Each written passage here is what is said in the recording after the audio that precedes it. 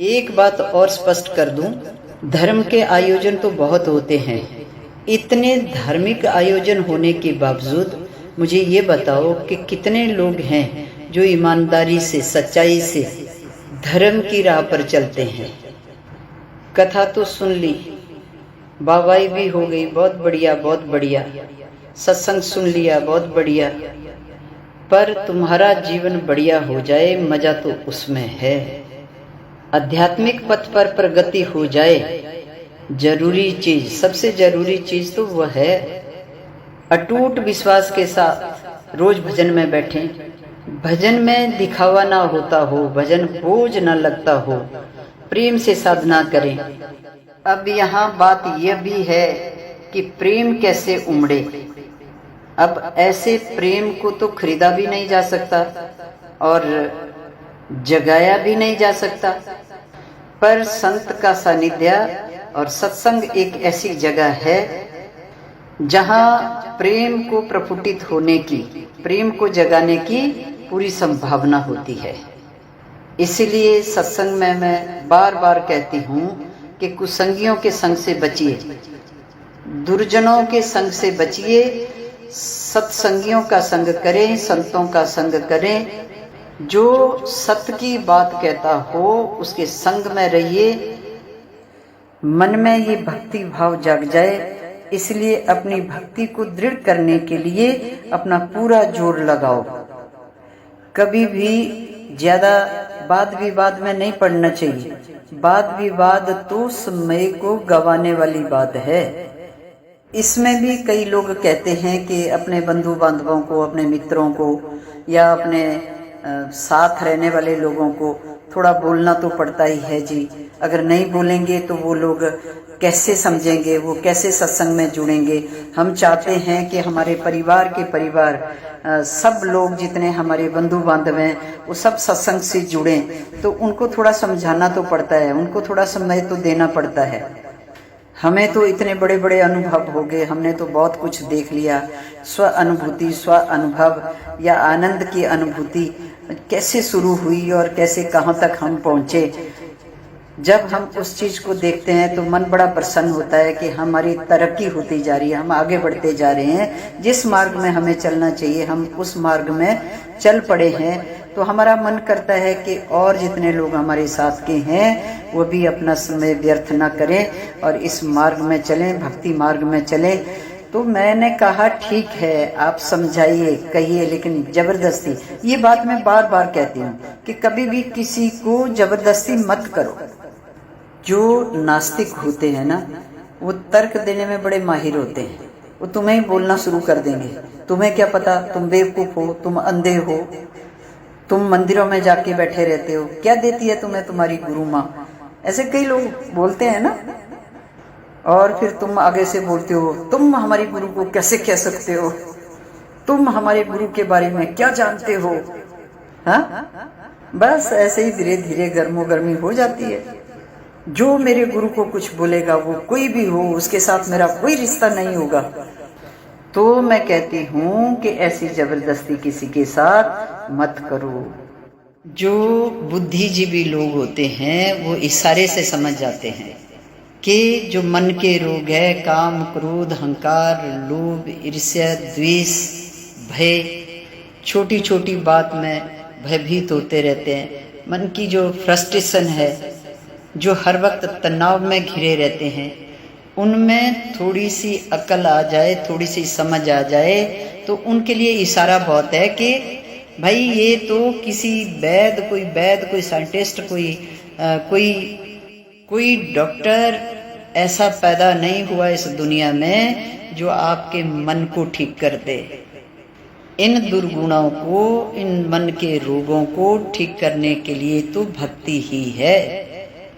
भक्ति के माध्यम से ही इन दुर्गुणों को दूर किया जा सकता है और भक्ति के माध्यम से ही हमारी भीतर की शक्तियाँ जागृत होती है। तभी एक स्वस्थ और सुखमय जीवन जिया जा सकता है। परमात्मा का तो स्वरूप ही प्रेम है। प्रेम अपने आप में प्रमाण होता है। और एक बात और याद रखना प्रेमी के ही अंतर के पट खुलते हैं, वह कभी तर्क वितर्क में नहीं पड़ते। इसी बात में मुझे एक बात याद आई।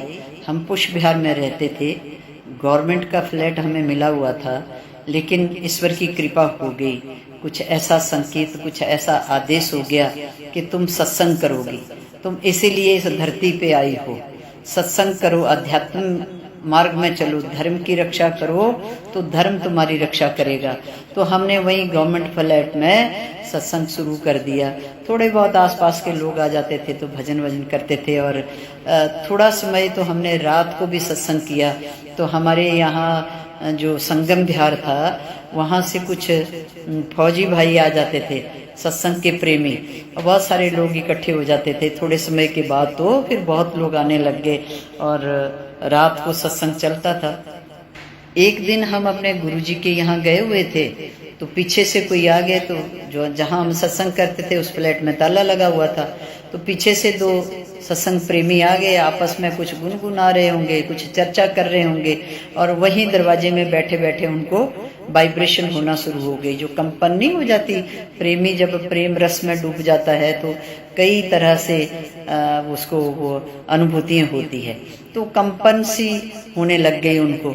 और मौका देखते ही जो ऐसे तर्क वितर्क करने वाले लोग होते हैं ना, उनको तो मौका चाहिए। तो जैसे ही किसी ने, दो चार लोगों ने वहां देखा और उन्होंने वहां उनको बोलना शुरू कर दिया। अब वो तो बेचारे सत्संगी थे, प्रेमी थे, उन्होंने ना कुछ कहा ना कुछ तर्क वितर्क किया और वो अपने घर चला गए माने अभी उतरे ही थे, नीचे सड़क तक वो पहुंचे थे, तब तक हम लोग आ गए।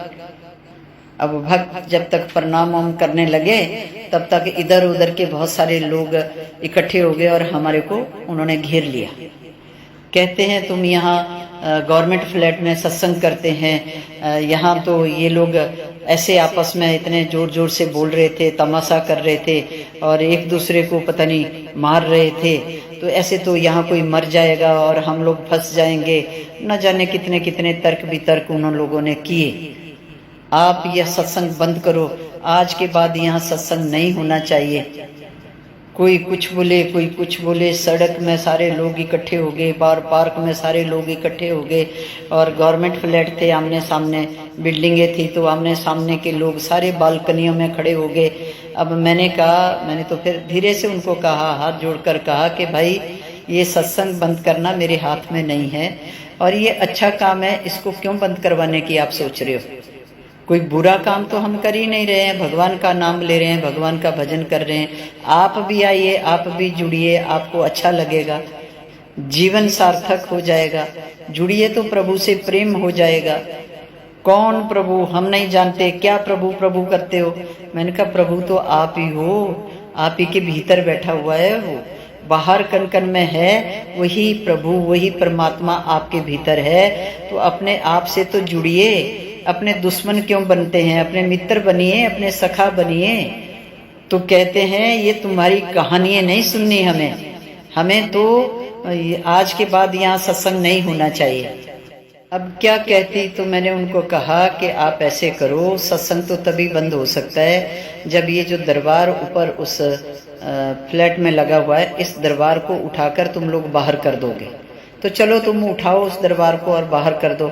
बोला हम क्यों उठाए, तुम उठाओ, तुमने वो मंदिर रखा हुआ है। मैंने कहा भाई हमारे तो इष्ट हैं, मैं तो उनकी पूजा करती हूँ, मैं तो उनका भजन करती हूँ, मैं तो उनको उठा नहीं सकती हूँ।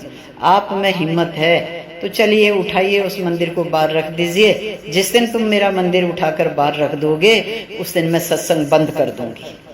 नहीं हम नहीं उठाते। तो मैंने कहा फिर दूसरा उपाय और बता दूं, चलिए मेरे साथ पुलिस चौकी चलते हैं।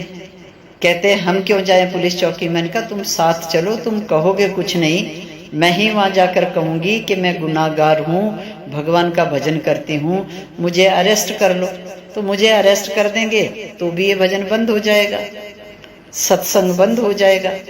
तो कहते हैं हम नहीं जाते। तो मैंने कहा फिर भजन भी बंद नहीं हो सकता, ये तो चलता ही रहेगा। ऐसे बड़े बड़े मिल जाते हैं जीवन में, तो तर्क वितर्क करना व्यर्थ है। जितना समय सेवा साधना में दिया जाए वही समझदारी है, याद रखना।